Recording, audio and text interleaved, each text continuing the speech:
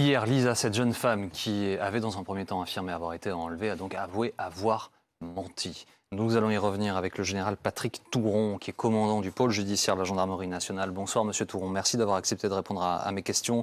Également en direct avec moi sur ce plateau, Lucie Joly, bonsoir et bienvenue. Vous êtes psychiatre à la Pitié-Salpêtrière à Paris. Je parlais du choc généré par cette affaire. Évidemment pour la famille, les proches, mais aussi pour toute la communauté, les gens qui connaissent cette jeune fille. Écoutez ces témoignages recueillis par les équipes BFM TV sur place aujourd'hui. Qu'est-ce qui s'est passé Qu'est-ce qui s'est passé dans sa tête? Pour moi, c'est ça. Qu'est-ce qui s'est passé? Malheureusement, il y a des vraies histoires qui se passent et que malheureusement, les petites filles, on les retrouve pas ou on les retrouve dans des états pas possibles. Pour les parents, c'est juste inimaginable en fait. C'est de l'angoisse, du tracas pour rien et puis surtout du travail pour les forces de l'ordre pour rien, les enquêteurs. Ça engendre trop de choses derrière. Tout ça pourquoi? Pour un mensonge. C'est une fille qui doit quand même pas être très bien dans sa peau forcément. Et puis sûrement des soucis personnels à côté. Et voilà, mais c'est des réactions, oui, voilà, des réactions bizarres. Général Touron, vous nous expliquerez dans quelques instants comment fonctionne votre unité et comment, dans ce cas, dans ce type de cas, elle aide à la manifestation de la vérité. D'abord, Madame Joly, un mot sur ce qu'on vient d'entendre. Il y a une sidération. Alors, on entend souvent ce genre de phrase après ce type d'affaires. Ouais, mais on ne comprend pas comment c'est possible. Il y a un vrai choc. Mais oui, il y a une sidération, il y a un vrai choc de la part de la famille, des gens qui ne comprennent pas en fait ce qui s'est passé. Ce que je peux dire, c'est que les adolescents, ils peuvent déformer la réalité des faits dans des situations similaires, souvent pour cacher une vérité qui est trop difficile à énoncer. Et il peut y avoir une mise en place de scénarios pour finalement dire des choses indirectement. Alors ça reste des situations qu'on rencontre que très rarement. Donc, du coup, ça veut dire, en gros, il y a peut-être un problème dans son existence, peut-être pas grave par ailleurs, mais elle invente une histoire plus grave pour manifester son mal-être. C'est ça? Voilà, c'est peut-être une recherche d'attention qui est un appel à l'aide en fait. Bon, cette jeune fille, a priori, elle avait un fonctionnement normal. Hein, on l'a décrit comme sportive, avec un bon entourage amical, familial, un bon fonctionnement scolaire. Donc, on se dit, peut-être il y a eu un facteur déclenchant à ce mensonge et puis elle s'est retrouvée prisonnière de son propre discours, de son propre narratif. Général Touron, je voudrais, s'il vous plaît, avec vous, si vous l'acceptez, reprendre les choses de façon un peu chronologique pour comprendre, pour que les choses soient très claires pour nos téléspectateurs, la fonction dont le pôle judiciaire la façon dont le pôle judiciaire que vous dirigez fonctionne. Il y a donc le signalement d'une disparition qui est qualifiée d'inquiétante. Déjà, c'est la première étape. À quel moment est-ce que les gendarmes décident qu'une disparition est inquiétante? Alors, tout d'abord, le pôle judiciaire est une unité spécialisée de la gendarmerie nationale qui regroupe toute la partie expertale et puis toute la partie enquête judiciaire spécialisée avec le service central du renseignement criminel. Dans le cas présent, il faut bien savoir que c'est le gendarme de proximité qui est le premier informé et averti de la disparition de cette jeune fille, qui va conduire les premières investigations en lien avec les parents. Bien entendu, il faut revenir au départ de l'événement. C'est un footing d'une jeune fille, elle ne vient pas hors délai, les parents effectuent leurs premières recherches, découvrent des éléments et signalent ce qui pourrait être inquiétant de retrouver des éléments appartenant à la jeune fille avec des traces de sang. À partir de là, on déclenche une opération judiciaire de secours, c'est-à-dire que nous avons de manière naturelle, une disparition que l'on qualifie immédiatement, mais le bon sens veut qu'elle soit inquiétante, parce qu'elle aurait dû revenir, et on les déclenche de manière progressive l'ensemble des moyens de la gendarmerie. Et je dirais que dans la gendarmerie, son fonctionnement intégré fait que le premier gendarme dispose de l'ensemble des moyens de la gendarmerie. C'est-à-dire qu'il va commencer à solliciter des renforts via son commandant de compagnie ou son commandant de groupement au niveau départemental, voire de la région, des hélicoptères. Il déclenche l'ensemble du processus pour appeler des forces supplémentaires avec un principe de base. Ça peut déjà être un accident. Bon, on s'est bien rendu compte que la jeune fille n'était pas à proximité immédiate, donc c'est la fouille, on l'élargit. On définit un périmètre plus large qui pourrait correspondre à une zone d'enlèvement. On se rend bien compte que 1, 2, 3, 4 kilomètres. Ensuite, donc il y a toute une fouille. Dans le même temps, il y a l'aspect, bien entendu, où on élargit les fouilles, on commence à repérer les traces de pneumatiques, les traces de circulation, on essaie de récupérer le maximum de témoignages de personnes présentes à ce moment-là pour rechercher les éléments, les traces de véhicules, etc. Et bien entendu, dans ce genre d'enquête, c'est une enquête judiciaire de disparition inquiétante, le magistrat est immédiatement mis dans la boucle, car c'est lui qui va devoir coordonner, fédérer les aspects judiciaires, en tout cas juridiques, de cette disparition.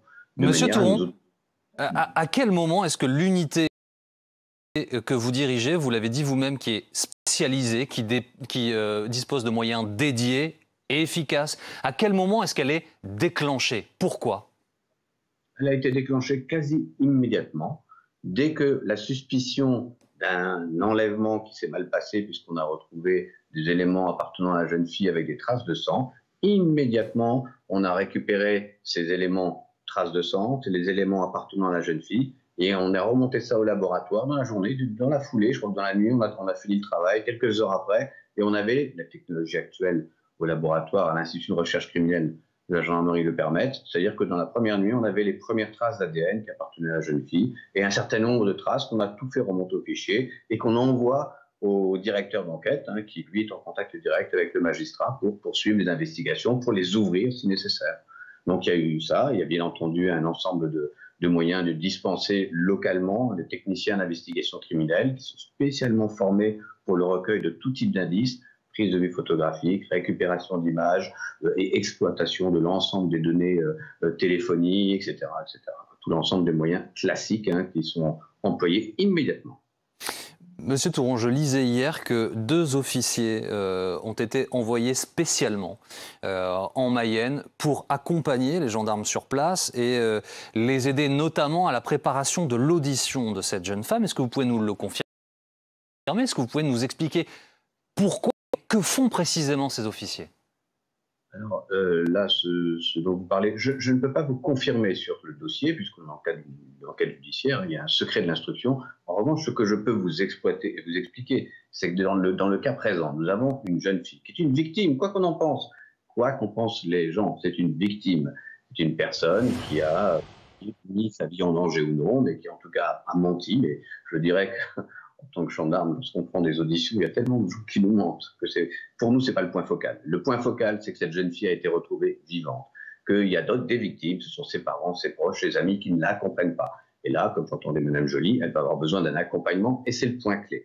Maintenant, on rentre dans une seconde phase. C'est que nous, lorsqu'on conduit une enquête comme ça, même si on nous dit qu'on n'a pas été enlevé, eh bien, vous savez quoi? Il faut le vérifier.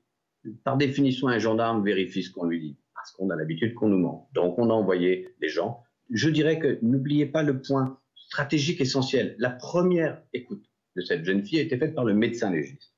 C'est un moment essentiel de confidence, de proximité immédiate entre la jeune fille qui vient d'être découverte, qui vient se confier à un médecin légiste. Et il faut que ce médecin, en parfaite coordination avec les enquêteurs présents sur place, il ait cette écoute passive, sans rien lui permettre d'effectuer des réponses, de se construire un scénario.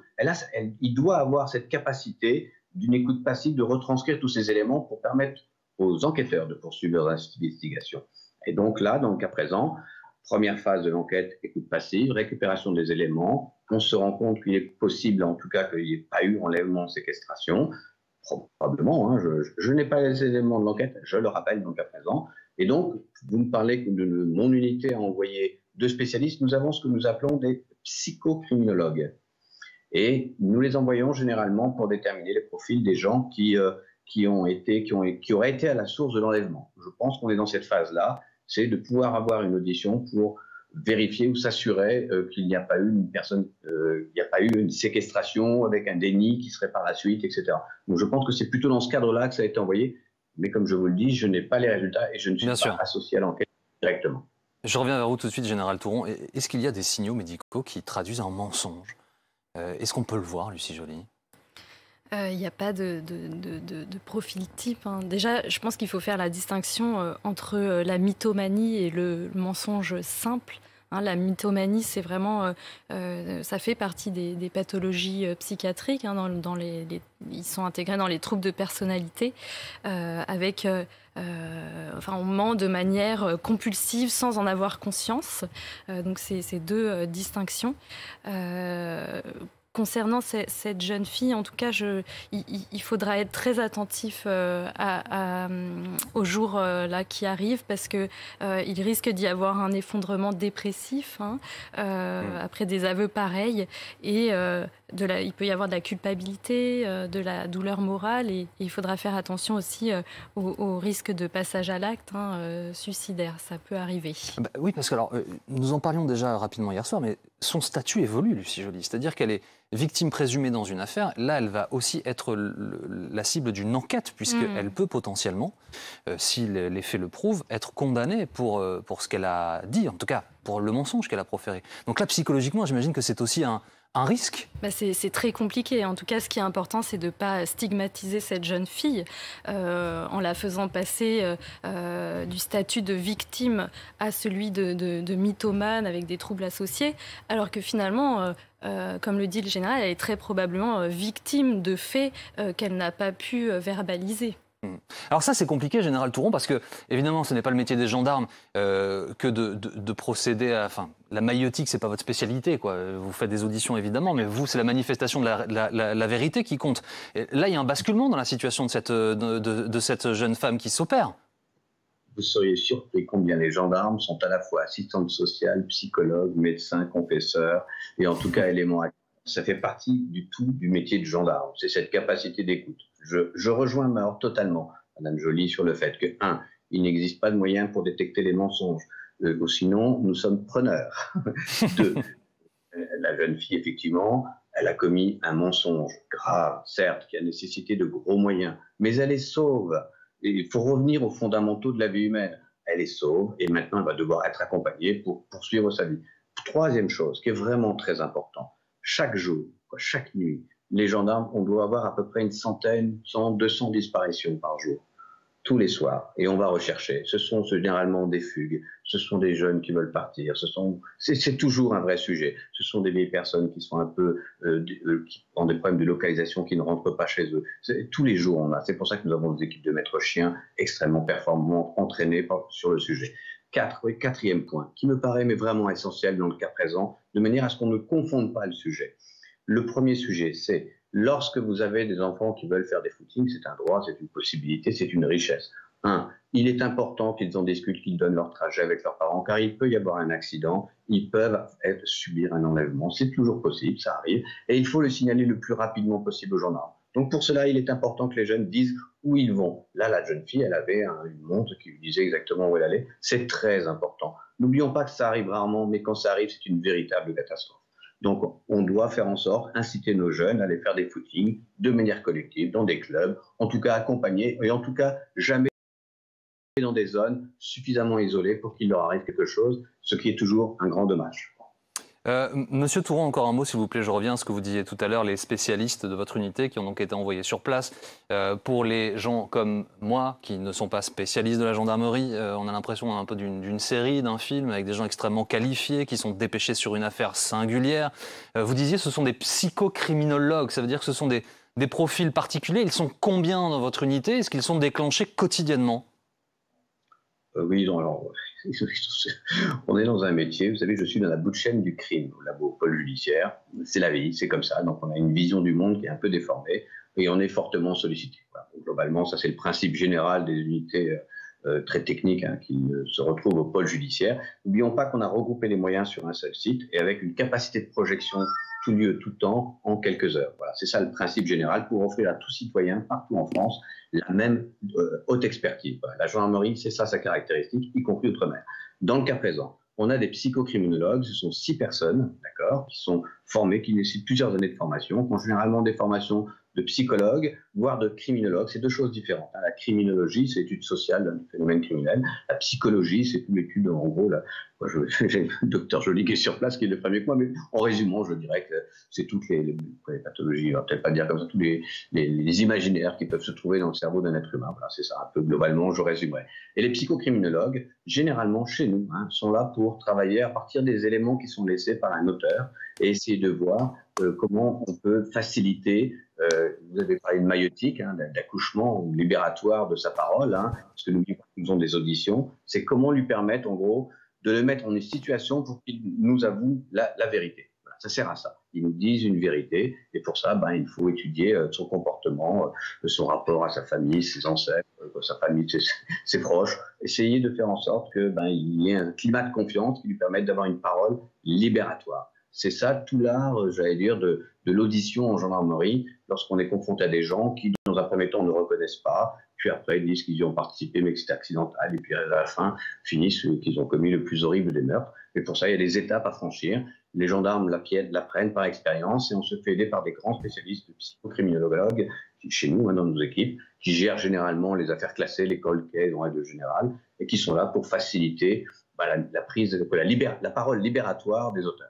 Et dans le cas présent, c'est pour faciliter l'expression de cette jeune fille qui subit actuellement qui doit être actuellement en grande détresse en tout cas, et qui a mérite et qui doit être accompagnée par des personnels médicaux. Même si, bien entendu, la justice doit réagir, mais ce ne doit surtout pas faire empêcher les parents de donner des conseils de prévention à leurs enfants et en cas de disparition inquiétante, de le signaler tout de suite. Ne pas craindre que ce soit un mensonge. La réalité, vaut mieux un mensonge et de retrouver son enfant vivant que d'arriver avec une catastrophe à la fin parce qu'on a déclenché les secours trop tard. Voilà, l'idéal étant de sensibiliser les jeunes à l'importance des moyens, le coût, l'investissement. Merci beaucoup, merci Général Patrick Touron, commandant du pôle judiciaire de la gendarmerie nationale, invité donc ce soir de BFM TVSD. Encore un mot s'il vous plaît. Lucie Joly, Monsieur Touron disait à l'instant, elle est dans une situation de grande détresse en ce moment, cette jeune fille.